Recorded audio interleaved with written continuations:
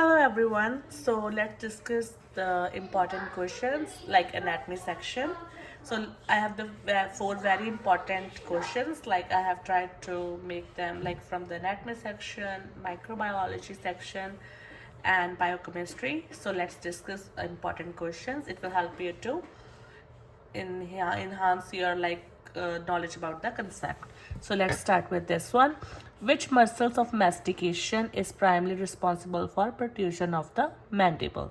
So we have the four muscles of mastication. You must know four muscles of mastication, which nerves supply them, and their function. So out of these, the muscle which help in protrusion is lateral pterygoid muscle. So the answer for this one is lateral pterygoid muscle. So it is the muscle of mastication which help in depressing the mandible. So it is the primary muscle of mastication for this purpose. Let's go with the second question. The second question is the patient present with the strawberry tongue and a sandpaper-like rash. This clinical presentation is most consistent with an infection by which organism? So we have four options like Staph aureus, Streptococcus pyogenes, Coxsackie virus, and Candida albicans. So remember, it's strawberry tongue and sandpaper-like rash. So we can see the answer. So answer for this one is Streptococcus pyogenes.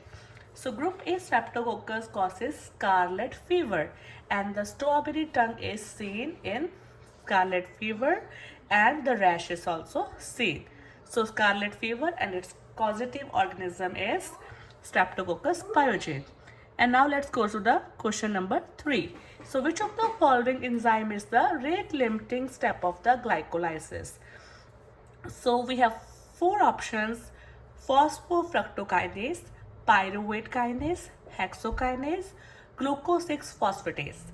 So out of this, the rate limiting step for glycolysis is phosphofructokinase. It's the rate limiting step. Now let's go to question number 4. Damage to the mandibular branch of the facial nerve would most likely result in which clinical sign?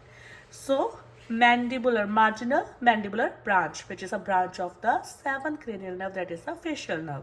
Deviation of the tongue upon protrusion, dropping of the lower lip, inability to close the eye, loss of sensation to the chin. So we must know like all the supplies of the nerve supply of the facial nerve, which nerve supply buccal, cervical, all that.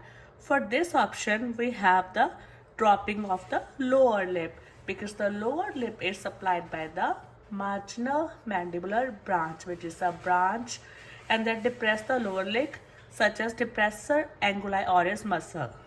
So hope this question help you in real ADAT exam. All the topics which are tested in this question are very important. Thank you.